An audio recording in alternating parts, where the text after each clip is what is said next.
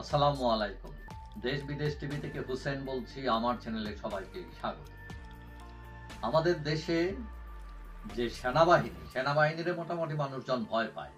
সেনাবাহিনীর ডান্ডা গরম এবং সেনাবাহিনী আসলে অনেক সময় দেখা যায় সব চুপ হয়ে যায়।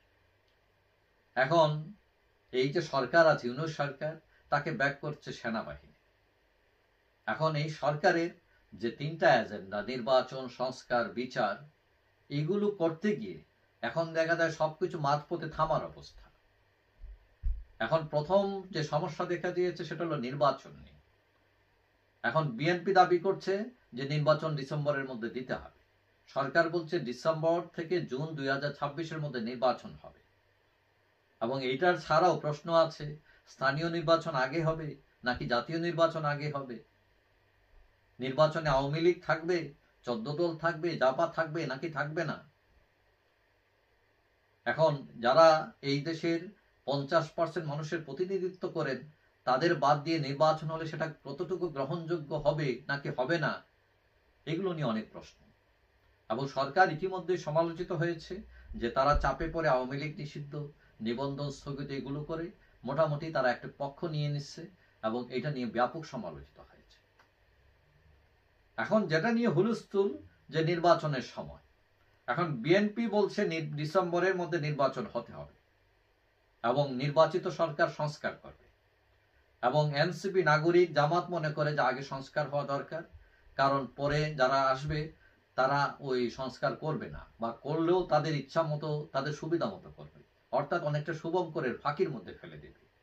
এখন বিএনপি তাড়াহুড়ো করতেছে ক্ষমতায় যাওয়ার জন্য।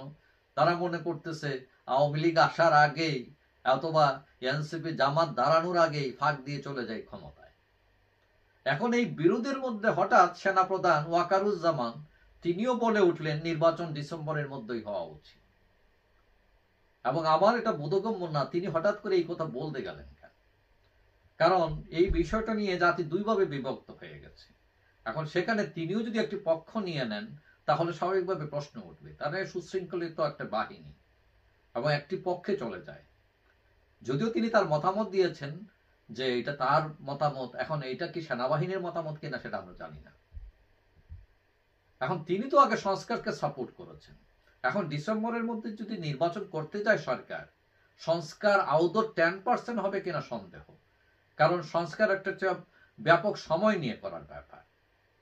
এখন তিনি যদি সংস্কার থেকে সরে যান অথবা সরে গেলেন কিনা সেটা আমরা জানি না।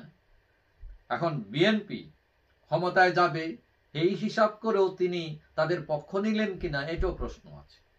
অথবা ব্যাপারটা এরকম হতে পারে যে তার বাহিনী দীর্ঘদিন যাবৎ মাঠে আছে, তারা কাজ করে ক্লান্ত, তারা ব্যারাকে ফিরে যেতে চায়, দ্রুত নির্বাচন হয়ে গেলে তারাও দ্রুত ফিরতে পারে তার ব্যারাকে।